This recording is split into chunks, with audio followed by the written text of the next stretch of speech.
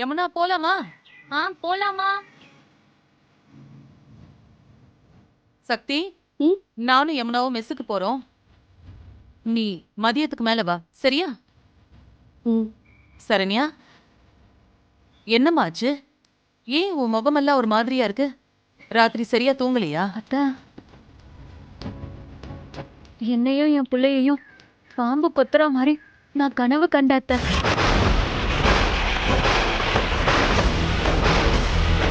அப்புறம் நான் என் குழந்தைய தூக்கிட்டு காடு மலையெல்லாம் ஓடுறேன். ஆனா அந்த பாம்பு என்னை விடாம துரத்துக்கிட்டே வருது. கடைசியில என்னையும் என் புள்ளையையும் கொத்திருச்சத்த. ஐயோ,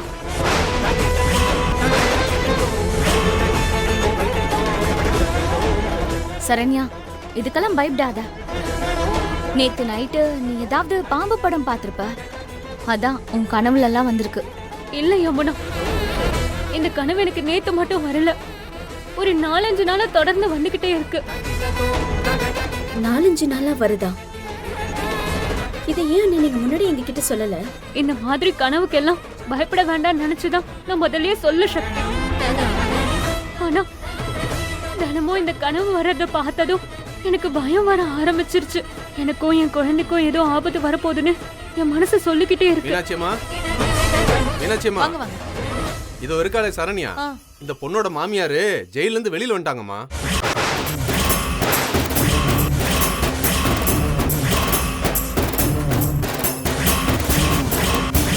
நான் என் சொந்தக்காரங்களை கூப்பிடலான்னு போயிருந்தேம்மா. அப்பதாம்மா அந்த அம்மா வெளில வரத பார்த்தேன். இனிமேல் நீங்க எல்லாரும் கொஞ்சம் உஷாரா இருங்கம்மா. ஏன்னா அந்த அம்மானால ஏதாவது ஆபத்து கூட வரலாமா. சக்தி, கேட்டியா இது? என் மாமியார் வெளியே வர போறதுனாலதான் எனக்கு 4-5 நாளா அந்த பாம்பு கனவு வந்திருக்கு. அவங்களால எனக்கும் என் பிள்ளைக்கும் ஏதாவது ஆபத்து வந்துருமோன்னு எனக்கு பயமா இருக்கு சக்தி. சரண்யா, அந்த மாதிரி எல்லாம் எதுவும் நடக்காதுமா. நீ கொஞ்சம் பயப்படாம இரு. சக்தி, நீ அசோக் தம்பிக்கு என்ன விவரம்னு போன் போட்டு கேளு. அம்மா, அசோக் என்ன வெளியூர் போயிருக்காருமா. நான் அப்புறமா போன் பண்ணி கேட்டுக்கிறேன். அண்ணி, சகுந்தலம்மா வெளியில வரதுனால உங்களுக்கு ஒரு பிரச்சனையும் வராது அண்ணி. நீங்க தைரியமா இருங்க. எந்த நம்பிக்கையில என்ன தைரியமா இருக்க சொல்ற சக்தி? என் மாமியார் வெளியே இருக்கிற வரைக்கும் எனக்கும் என் புள்ள உயிருக்கும் எந்த உத்தரவாதமும் இல்ல.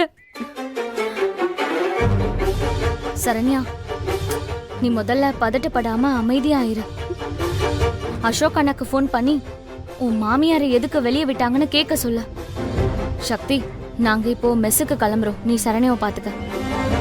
நான் வரேம்மா. வாங்க. சரண்யா, நீ தைரியமா இரு, பாத்துக்கலாம், சரியா? நாங்க மெஸ்ஸுக்கு போயிட்டு வரோம் சக்தி. வா யமுனா.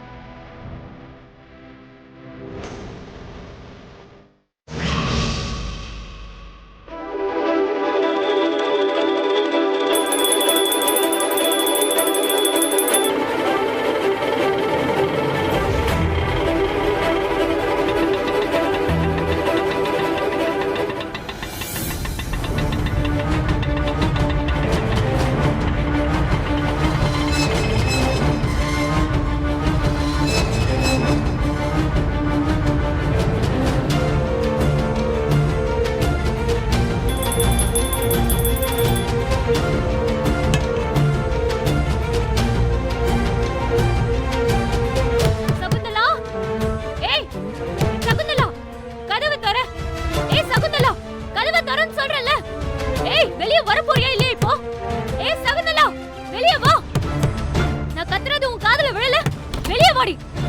ஏய், என்னடி இப்ப எதுக்காக என் வீட்டு முன்னாடி வந்து கத்திட்டு இருக்க? இங்க பாரு, மரியாதை இந்த இடத்த காலி பண்ணிட்டு ஓடிடு. இல்ல நான் என்ன செய்வேன்னு எனக்கே தெரியாது. நீ என்ன செய்வன்னு தெரிஞ்சுதான் நான் இங்க வந்திருக்கேன். என்னையும் என் குழந்தையும் கொல்லதானே ஜெயில இருந்து வந்திருக்க. உன்னை மறுபடியும் ஜெயிலுக்கு அனுப்பாம நான் இந்த வீட்டை விட்டு போக மாட்டேன். சீ. ஏய்,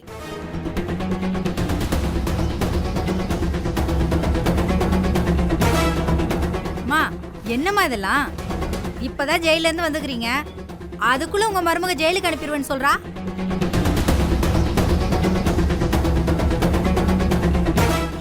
ஏய்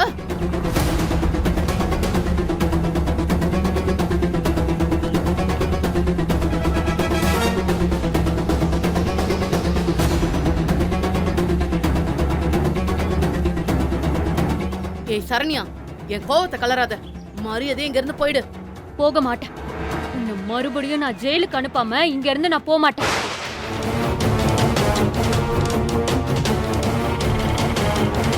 நிறுத்துங்க, இங்கதான்.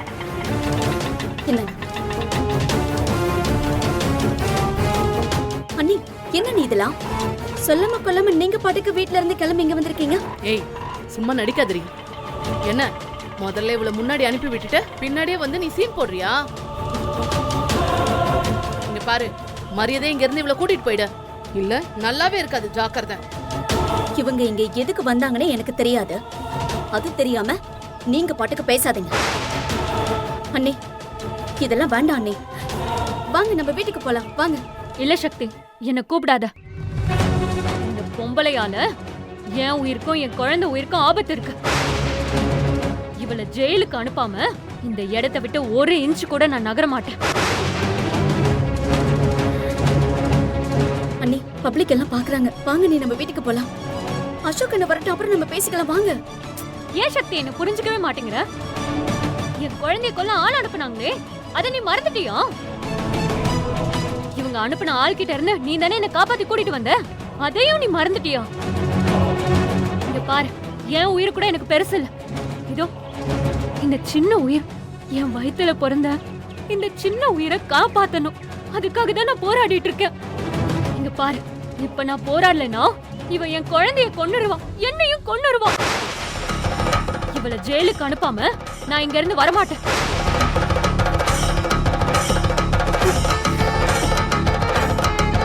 இங்க பாரு சக்தி, நீ எனக்கு சப்போர்ட் பண்ணலைனாலும் பரவாயில்ல, ஆனா இங்க இருந்து வான மட்டும் நீ என்ன கூப்பிடாத. ஐயோ இல்ல அண்ணி, நான் உங்களை கூப்பிட மாட்டேன். நான் உங்களுக்கு சப்போர்ட் பண்ணி உங்க கூடவே இருப்பேன். நீங்க பண்ற தர்ணா போராட்டத்துல நான் கடைசி வரைக்கும் உங்க கூடவே இருப்பேன் அண்ணி.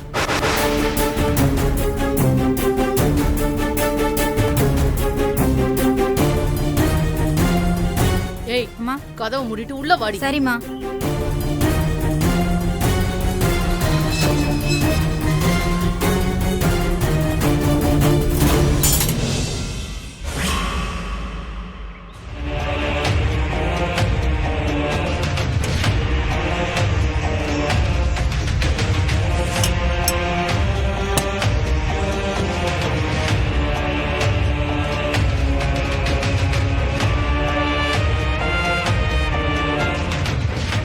அத்தை,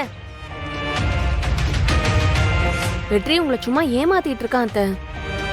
உங்க பக்கம் தான் இருப்பேன்னு சத்தியம் பண்ணி கொடுத்துட்டு இப்போ சக்தி பின்னாடியே சுத்திட்டு இருக்கான் அத்தை. அவன் வந்த உடனே நீங்க என்ன ஏதுன்னு கொஞ்சம் விசாரிங்க அத்தை.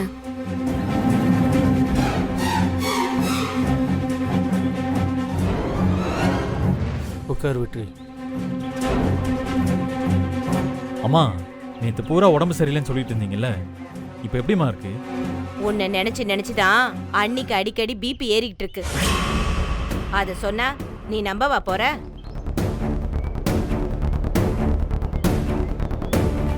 அம்மா, என்னம்மா இவங்க எப்படி பேசுறாங்க? உங்களுக்கு பிபி ஏற அளவுக்கு நான் என்னம்மா பண்ணேன்? உங்க பேச்சை கேட்கலையா இல்ல உங்க பக்கம் நிக்கலையா? எப்போ உங்களோட தானம்மா இருக்கேன். அப்புறம் என்னம்மா கவலை உங்களுக்கு? நீ என்கிட்ட நடிக்கிறியோன்னு எனக்கு ரொம்ப கவலையா இருக்கு வெற்றி.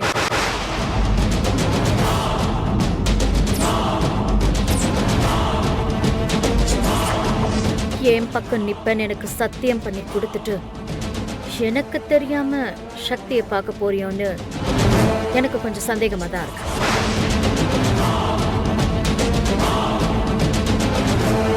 நீ என்கிட்ட போய் சொல்ல மாட்டேன்னு நினைக்கிறேன். அம்மா அம்மா அம்மா அம்மா, சரண்யா குழந்தையோட அங்க நடு ரோட்ல உட்காந்து தர்ணா பண்ணிட்டு இருக்காமா.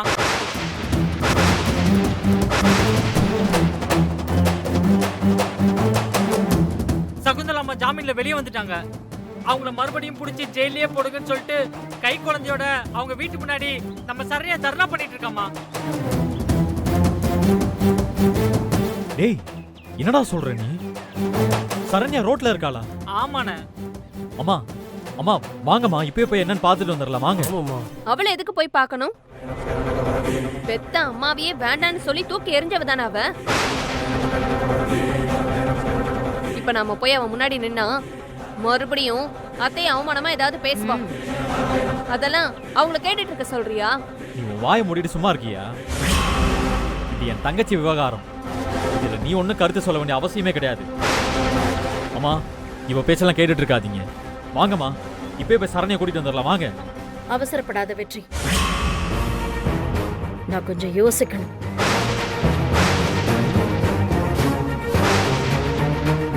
ஆரம்பத்துல இருந்தே சரண்யாவால தான் எனக்கு எல்லா பிரச்சனையும்.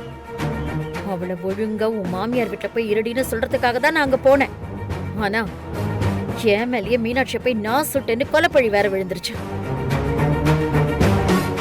இப்போ உன் கூட நாங்க வந்தேன்னு வச்சுக்கோ, புதுசா ஏதாவது ஒரு பழி என் மேல விழுந்துருமோன்னு எனக்கு என்னவோ யோசனையாவே இருக்கு. அத்தை, இதுல யோசிக்கிறதுக்கு என்ன இருக்கு? இந்த பாட்டி உங்க மேல ஏதாவது ஒரு பெரிய பழி அந்த சக்தி தூக்கி போடுவா. அதுதான் நடக்கும் பாருங்க. ரங்கநாயகி, பூஜா சொல்ற மாதிரி எதுவுமே நடக்காது. நாம சரண்யாவை பார்த்து பேசுவோம் வாமா. இல்லங்க, இது சம்பந்தமா நான் என் முடிவை சொல்ற வரைக்கும் இங்க இருந்து யாரும் போய் சரண்யாவை பார்க்க கூடாது. இத பாரு வெற்றி, இது உனக்கும் சேர்த்துதான் சொல்றேன். இதுலயாவது நீ என் பேச்சு மீற மாட்டேன்னு நான் நினைக்கிறேன். அம்மா என்னம்மா?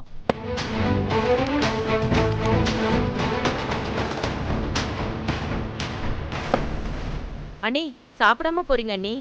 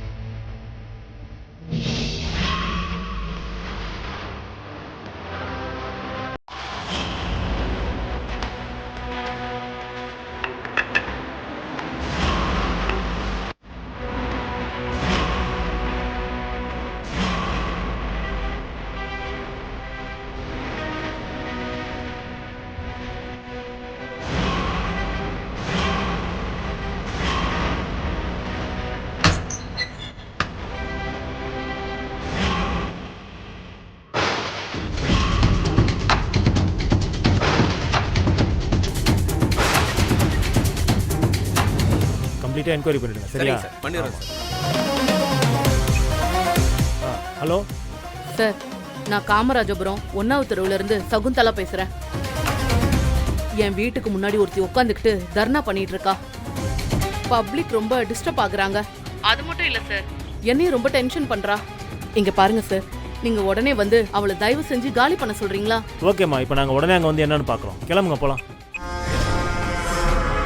தர்ணாவா பண்ற? போலீஸ வர வச்சிருக்கண்டி. உன்னை இங்க இருந்து துரத்தி விட போறாங்க. அப்ப தெரியும் இந்த சகுந்தலா யாருன்னு.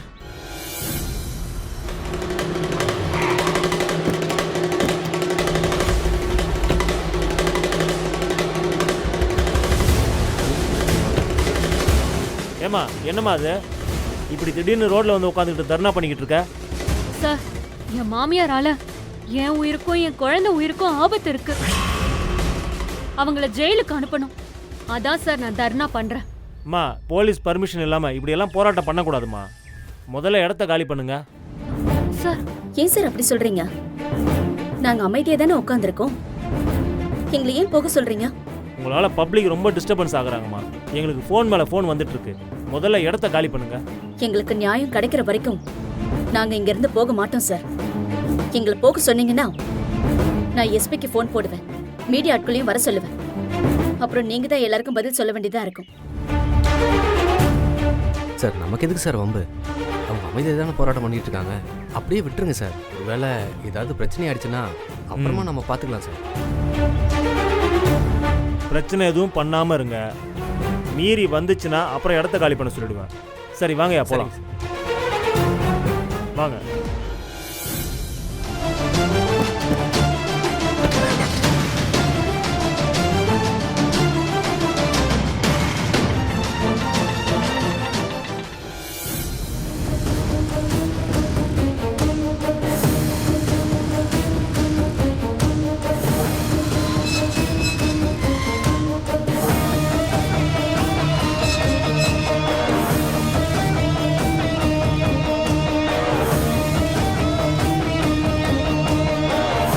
பாத்தியா சரண்யா என்ன பண்ணிட்டு இருக்கான்னு பாத்துட்டு வந்தல. இப்ப அவளை என்ன பண்ணலாம்? அவளை ஆளை விட்டு அடிச்சு துரத்தலாமா? ஏன் இப்படியே திங்க் பண்றீங்க? இந்த மாதிரிலாம் பண்ணா மறுபடியும் நீங்க ஜெயிலுக்கு தான் போகணும். என்ன வக்கீல் நீ? அவ என்னடானா வெளியே உட்காந்துக்கிட்டு என்ன ஜெயிலுக்கு போன்னு சொல்றா. அததான் நீ வந்து சொல்லிட்டு இருக்க. நான் என்னதான் பண்றது? அதையாவது சொல்லி தொலை. இதோ பாருங்க மேடம், இந்த விஷயத்துல ஆத்திரப்பட்டு நீங்க எதையும் செய்யாதீங்க. அமைதியான முறையில பேச்சுவார்த்தை பண்ணி அவளை இங்கிருந்து அனுப்பி வைக்க பாருங்க. அதுதான் உங்களுக்கு நல்லது. இந்த விஷயத்தை வளர விட்டீங்கன்னா உங்களுக்கு தான் ஆபத்து. அப்புறம் உங்க ஜாமீன் ரத்தாகும், ஜெயிலுக்கு போகணும். அதனால எதை செய்யறதா இருந்தாலும் கொஞ்சம் யோசிச்சு கவனமா செய்யுங்க.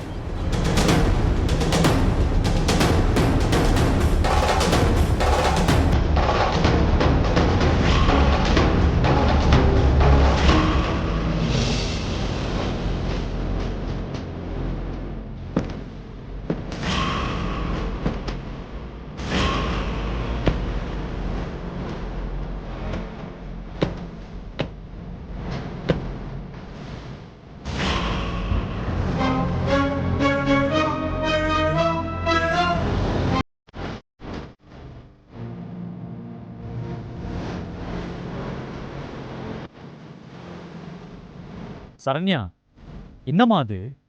ஏன் இப்படி ரோட்ல உட்காந்து தர்ணா பண்ணிட்டு இருக்க? முதல்ல எந்திரி, வா வீட்டுக்கு போலாம். இல்லண்ணா, என் மாமியார் வெளியே இருக்கிற வரைக்கும் நான் இங்கேயே தான் இருப்பேன்.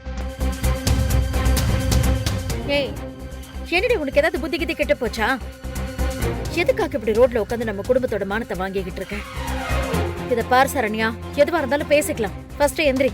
என் மாமியார் கூட நீங்க எப்படி பேசுவீங்கன்னு எனக்கு நல்லாவே தெரியும். நீங்க ஒன்னும் எனக்காக பேச தேவையில்ல.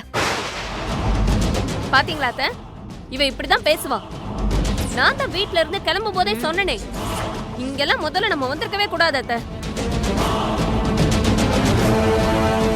இல்ல நீ அவ அப்படிலாம் சொல்றவளே கிடையாது. அவளை தூண்டி விட்டவ தான் பக்கத்திலே உட்கார்ந்துருக்காளே. ஆள் ஆளுக்கு எதுவும் பேச வேண்டாம். சரண்யாமா, அண்ணன் சொல்றத கேளுமா. இப்படி ரோட்ல எல்லாம் உட்காந்து பிரச்சனை பண்ண வேண்டாம். நான் அசோக் மூலமா மாமியார்ட்ட பேச சொல்றேன். நீ தர்ணால எதுவும் பண்ண வேண்டாம். வா வீட்டுக்கு கிளம்பு. வா. முடியாதுங்க. என் மாமியார் ஜெயிலுக்கு போற வரைக்கும் நான் இங்க இருந்து எங்கேயும் கிளம்ப மாட்டேன். இல்ல சரண்யா, நான் எதுக்கு சொல்றேன்னா, அதான் அவங்க அவ்வளவு உறுதியா சொல்றாங்கல்ல, அப்புறம் ஏன் அவங்க மனசை மாத்த நினைக்கிறீங்க? அவ மனச மாத்தி விட்டது நீ. எங்களை வந்து குத்தம் சொல்லிட்டு இருக்காத. அத்தை, இவளை இப்படியே பேச விடுங்க. கடைசியில இவ உங்களை எங்க கொண்டு போய் நிப்பாட்ட போறாளோ தெரியல. இவகிட்ட நீங்க கொஞ்சம் கேர்ஃபுல்லா இருங்க, இல்லனா கீழே விழுந்துருவீங்க. ஏய், என் பொண்ணை கூட்டிட்டு வந்து இப்படி நடு ரோட்ல உட்கார வச்சிட்டு இருக்கிறது நீ தானடி? நீ எனக்கு அட்வைஸ் பண்றியா? நல்ல விஷயத்தை யார் வேணாலும் சொல்லலாம். அதை கேட்கறதும் கேட்காததும் உங்க இஷ்டம். வெற்றி, இதுக்கு மேல நாம இங்க இருக்க வேண்டாம்டா. நாம என்ன சொன்னாலும் சரண்யா கேட்க போறது கிடையாது. இவ பேச்ச கேட்டுக்கிட்டு தான் இவ இப்படி எல்லாம் பண்ணிக்கிட்டு இருக்கா. ஏய், இவ எப்படியே போட்டோம், நீ வா நம்ம வீட்டுக்கு போலாம். இல்லம்மா, சரண்யா கொஞ்சம் புரிய வச்சு கூட்டிட்டு போயிடலாம். வெற்றி, நீ என்ன சொன்னாலும் அவளுக்கு புரியாதுடா. இவ இருக்கா பாரு, இது இருக்கிற வரைக்கும் இவ யார் பேச்சையும் கேட்கவே மாட்டா. வா.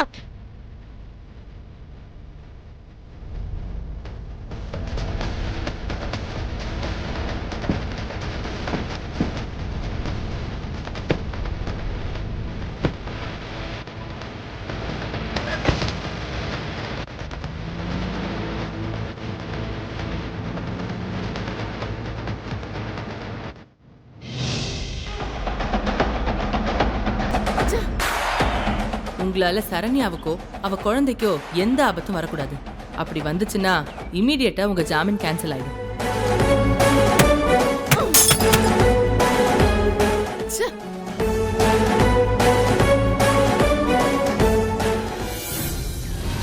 சார், நேரா வந்து லெஃப்ட் வாங்க. ஒரு பந்தல் போட்டிருக்குல்ல, அந்த இடம் தான்.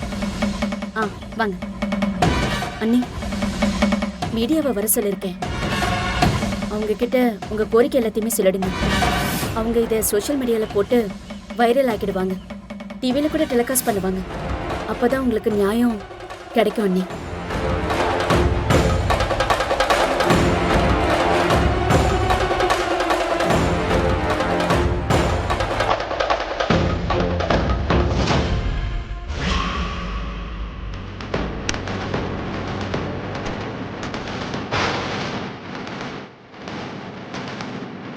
மேடம், சரண்யா கிட்ட எடுத்த பேட்டி எல்லாமே இந்த சிப்பில் தான் ரெக்கார்ட் ஆகிருக்கு.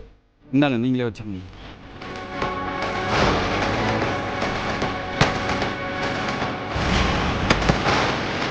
கொடுத்த பேட்டிய உன் மாமியார் சுக்கு நூறா உடைச்சிட்டாங்க. நான் சொல்றத சொல்லிட்டேன், அதுக்கு மேல உங்க இஷ்டம். ஏன்னா நேரம் காலங்கிறது எப்பவும் ஒரே மாதிரி இருக்காது. திடீர்னு எவனாவது ஒருத்தன் ஃபுல்லா குடிச்சிட்டு கார் ஓட்டிட்டு வருவான், இங்க இந்த ஷாமியானா மேல மோதுவான். ஷாமியானாக்கு கீழே நீயும் உன் குழந்தையும் இருப்பீங்க. இதை எதுக்கு சொல்றேன்னா அதுக்கு தான் சொல்றேன்.